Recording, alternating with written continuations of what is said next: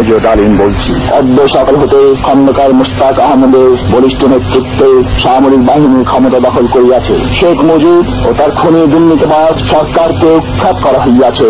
এখন হতে সারা দেশে সামরিক আইন জারি করা হলো। আপনারা সবাই আমাদের সাথে সহযোগিতা করুন। আপনারা নিশ্চিন্ত থাকুন, কোনো অসুবিধা আপনাদের হইবে না। বাংলাদেশ জিন্দাবাদ। 1975-এর 15ই আগস্ট ইথারে ভাইসা আসা এই বজ্র নির্ঘোষ শুনছিল দেশবাসী। প্রবল প্রতাপশালী শেখ মুজিবের শাসনের অবসান হয়েছে, সারা দেশে কারফিউ জারি হয়েছে। কিন্তু কি অবাক ব্যাপার, কারফিউ ভেঙে দলে দলে উৎফুল্ল জনতা নেমে আসছে রাস্তায়।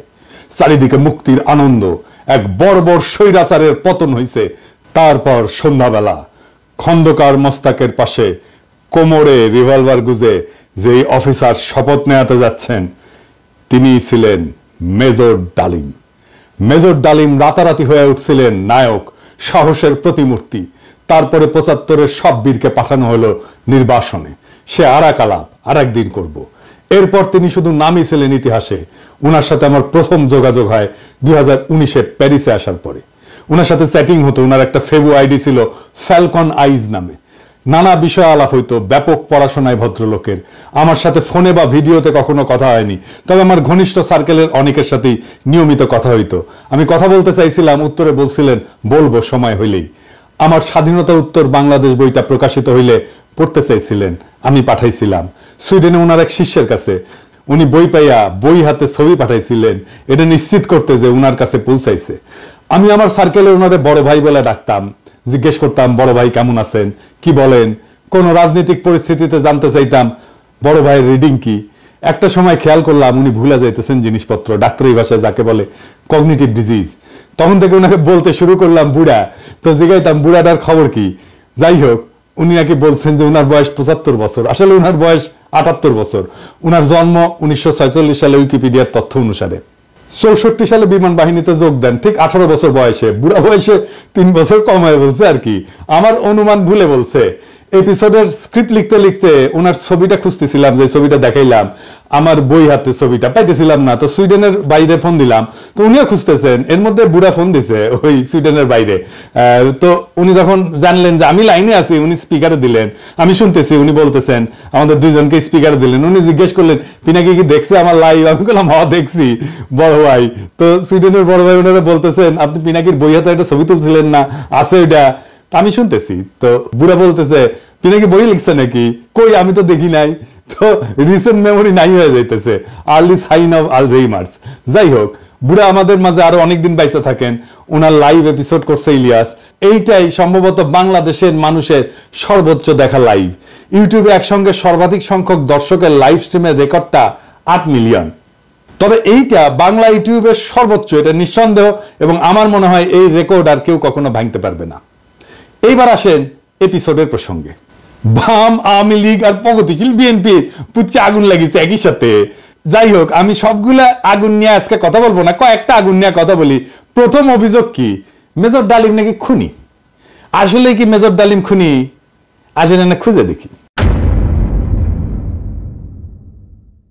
বিপ্লবী এবং সৈনিকদের খুনি বলা যায় না, কারণ তাদের কর্মকাণ্ড এবং উদ্দেশ্য সাধারণ অপরাধীর সাথে তুলনা করা যায় না। আদালত যখন প্রাণ নাই সেটাকে খুন বলা যায়?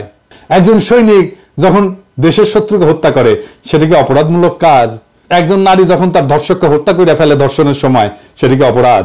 না, সেটা না। কেন না? এর কয়েকটা কারণ আছে, বুঝে দেখি।